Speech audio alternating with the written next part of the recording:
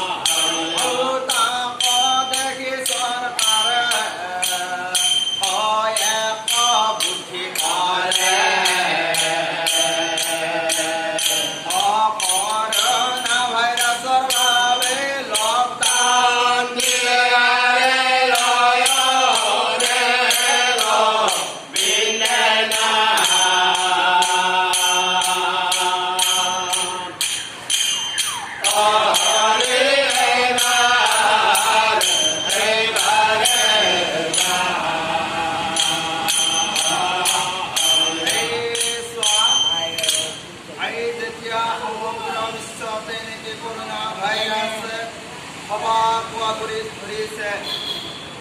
তেতিয়া চৰকাৰৰ মানুহবিলাকে অলপমান চিন্তা কৰিছে যিহেতু কৰোণা ভাইৰাছৰ পৰা আমি কিদৰে ৰক্ষা পাব পাৰোঁ তাৰ পৰা কিছুমান নিয়ম নীতিৰে তেওঁলোকে লকডাউন দিয়ে আৰু কিছুমান এনেকুৱা নিয়ম নীতি তেওঁলোকে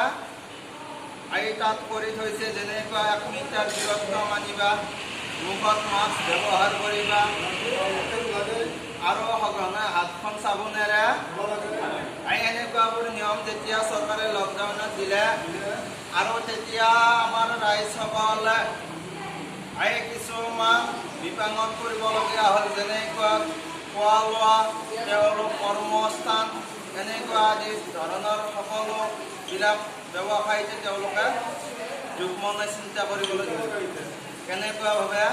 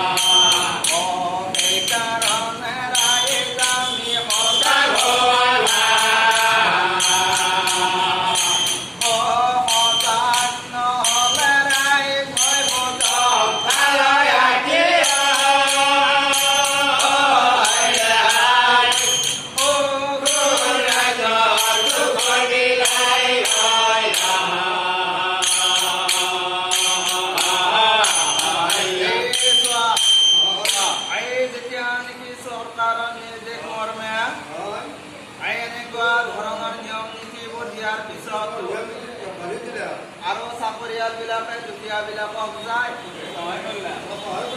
আৰু যেতিয়া ধৰণে সহায় কৰিলে তাৰ পাছত চৰকাৰে কি কৰিলে তেওঁলোকৰ বেংকৰ বহীবিলাকে এনেকুৱা ধৰণৰ যেতিয়া ধন পায় সকলো দুখীয়াবিলাকৰ যিহেতু চৰকাৰে আমাক খোৱা লোৱাৰ ব্যৱস্থা তেতিয়াহ'লে আমি আৰু আমাৰ আৰু কোনো চিন্তা নাই আৰু তেতিয়াহ'লে আমি ৰাইজ সকলোৱে সজাগ আৰু সাৱধানতা আৰু বাৰে প্ৰতি আমাৰ হিমন্ত বিশ্ব শৰ্মাই কৈ আছে যে সকলোৱে সাৱধান সজাগ আৰু আমাৰ অসমবাসীৰ বাবে হিমন্ত বিশ্ব কিমান তেওঁ কাম কৰি আছে তাৰ কোনো সীমা সংখ্যা নাই গতিকে আমি হিমন্ত বিশ্বৰ কথা অকণমান